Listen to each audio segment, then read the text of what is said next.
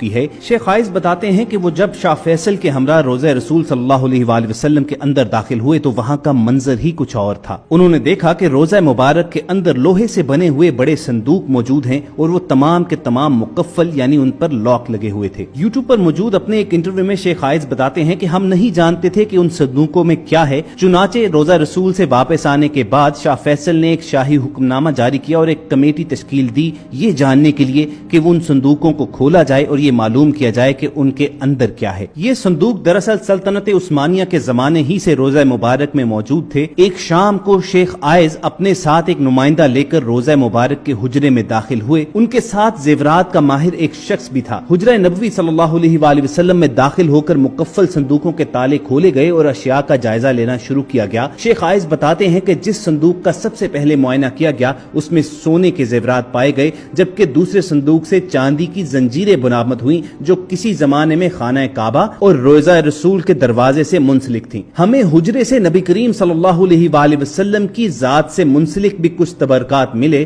Committee نے 15 روز تک حجرے میں موجود اشیاء کا جائزہ لیا اور بعد ازاں حجرے سے ملنے والے زیورات کو مدینہ منورہ کے میوزیم میں رکھنے کی تجویز پیش کی گئی۔ آج یہ تمام نوادرات مدینہ منورہ کے میوزیم میں رکھ دیے گئے ہیں تاکہ عام لوگ بھی ان کی زیارت کر سکیں۔ خواتین و حضرات، یہاں پر ایک وضاحت نہایت ضروری ہے کہ شیخ عائز بھی اصل قبر مبارک تک رسائی نہیں رکھتے تھے۔ جیسا کہ ہم سب کو معلوم ہے کہ حضرت صلی اللہ علیہ وآلہ وسلم کا وصال ام المومنین حضرت عائشہ صدیقہ رضی اللہ تعالی عنہا کے حجرہ مبارک میں ہوا تھا اور وہیں آپ کی تدفین ہوئی تھی۔ اس کے بعد حضرت ابو بکر اور حضرت عمر رضی اللہ تعالی عنہم بھی وہیں پر مدفون ہیں۔ اس طرح روضہ شریف کے اندر 3 قبریں موجود ہیں۔ اگر آپ کو انٹرنیٹ پر کوئی بھی ایسی تصویر ملے کہ جس میں صرف ایک قبر دکھائی دے رہی ہو تو یہ جان لیجئے کہ یہ تصاویر جعلی ہیں۔ ویسے بھی رسول اللہ صلی اللہ علیہ وآلہ وسلم کی مرقد مبارک کی اصل تصویر دنیا میں موجود نہیں ہے، اس لیے کہ آخری مرتبہ جب کوئی رسول اللہ صلی اللہ علیہ وآلہ وسلم کی اصل قبر مبارک تک گیا تھا تو یہ 550 سال پہلے کا واقعہ ہے۔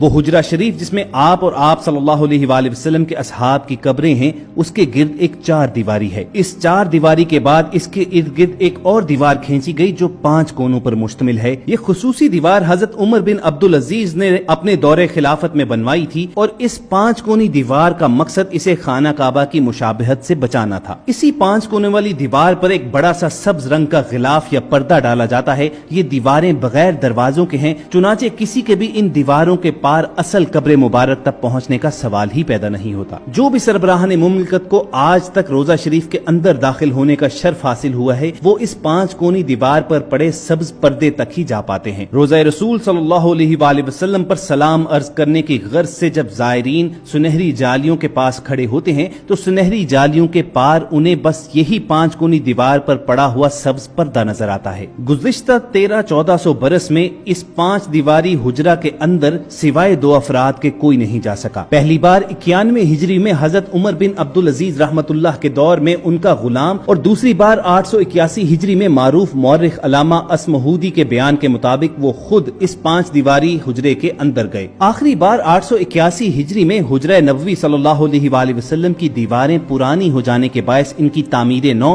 اور ان کی زیبائش و آرائش کرنا پڑی۔ اس وقت نامور مورخ اور فقیہ علامہ نور الحسن اسمہودی مدینہ منورہ میں ہی موجود تھے اور انہیں حجرہ مبارک کی دیواروں کے تعمیر نو کے کام میں حصہ لینے کی سعادت نصیب ہوئی۔ علامہ اسمہودی لکھتے ہیں کہ 14 شعبان 881 ہجری کے دن 5 دیواری کو مکمل طور پر ڈھا دیا گیا۔ دیکھا تو اندرونی 4 دیواری میں بھی دراڑیں پڑی ہوئی تھیں، چنانچہ وہ دیوار بھی گرا دی گئی۔ اب ہماری آنکھوں کے سامنے مقدس حجرہ تھا۔ مجھے وہاں پر داخلے کی سعادت ملی۔ میں شمالی سمت سے داخل ہوا تو خوشبو کی ایسی لپٹ آئی جو زندگی میں کبھی محسوس نہ ہوئی تھی۔ میں نے رسول اقدس صلی اللہ علیہ وآلہ وسلم اور آپ کے دونوں خلفائے راشدین کی خدمت میں ادب سے سلام پیش کیا۔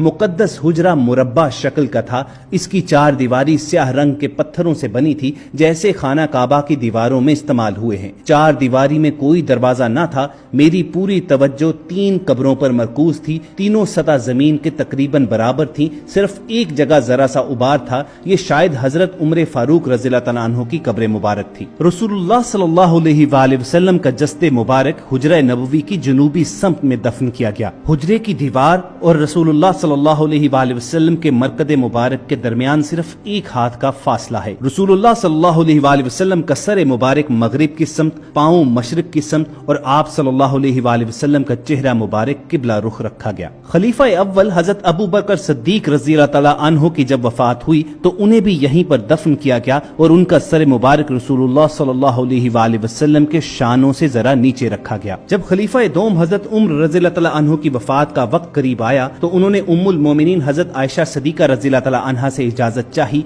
कि वो इसी हुजरे में दफन होना चाहते हैं। उम्मुल मोमिनीन ने एसार करते हुए ये इजाजत दे दी, अगरचे इससे कबल वो खुद वहाँ पर दफन होने का इरादा रखती थी। हजरत उम्र रज़ी अल्लाह तआला अन्हु की तदफीन के बाद उम्मुल मोमिनीन हजरत आयशा सदीका ने हुजरा में एक दीवार खींच दी और यूं ये हुजरा दो हिस्सों में तकसीम हो गया। खलीफा वलीद बिन अब्दुल मुल्क के दौर में ये दीवार गिर गई। हजरत उमर बिन अब्दुल अजीज रहमतुल्लाह अलैह ने अंदर जाकर इसका मुआयना किया तो देखा कि ये दीवारों का गिरना कब्र मुबारक पर हुआ है और इससे हजरत उम्र रज़ी अल्लाह तआला अन्हु के पांव मुबारक जाहिर हो गए थे। उमर बिन अब्दुल अजीज ने इस हुजरे के इर्द गिर्द काले पत्थरों से एक मुरब्बा शक्ल दीवार तामीर करवा दी और इस मुरब्बा शक्ल दीवार के बाहर एक 5 कोनों वाली दीवार भी बनाई गई। हरमैन शरीफैन के अमूर के मुहक्किक मुहय्यिद्दीन अल हाशमी लिखते हैं कि हुजरे में दाखिल होने का वाहिद रास्ता सब्ज रंग का मशरकी दरवाजा है जो 600 बरस से ज्यादा पुराना है। दाखिल होने के बाद ही सामने सफेद रंग का संगे मरमर है जिसको शाह फैसल शहीद के दौर में बनाया गया। उसके बाद सैयदा फातिमा रज़ी अल्लाह तआला अन्हा का तख्त है और उसके अक़ब में उनकी मेहराब है। तख्त वो मकाम है जहाँ सलातीन और हुक्मरानों की जानिब से पेश किए जाने वाले कीमती तहाइफ को रखा जाता था। इस तख्त में मौजूद तमाम अशिया को ट्रेन के जरिए इस्तांबुल के तोपकापी महल पहुंचा दिया गया था जहां वो आज तक महफूज हैं और लाखों करोड़ों लोग आज भी तबरकात रोज़ा रसूल सल्लल्लाहु अलैहि वसल्लम की जियारत करते हैं। तो दोस्तों ये थी रोज़ा रसूल सल्लल्लाहु अलैहि वसल्लम के अंदरूनी मनाजिर की तफसील जो वॉइस डेली की टीम ने आप तक पहुंचाई। हमें पूरी उम्मीद है कि इस वीडियो से आपकी इन्फॉर्मेशन में जरूर इजाफा हुआ होगा। अगर आपको वॉइस डेली टीम की ये काविश पसंद आई हो तो इसे लाइक करके फेसबुक और व्हाट्सएप के जरिए ज्यादा से ज्यादा लोगों तक पहुंचाइए और अगर ऐसी इस्लामी तारीखी और मालूमाती वीडियोस आप फ्यूचर में भी हासिल करना चाहते हैं तो वॉइस डेली के सब्सक्राइबर बनना मत भूलिए। ऐसे ही किसी और सेशन के साथ दोबारा आपसे मुलाकात होगी। अपना और इर्द गिर्द के लोगों का ख्याल रखिए और सुनते रहिए वॉइस डेली।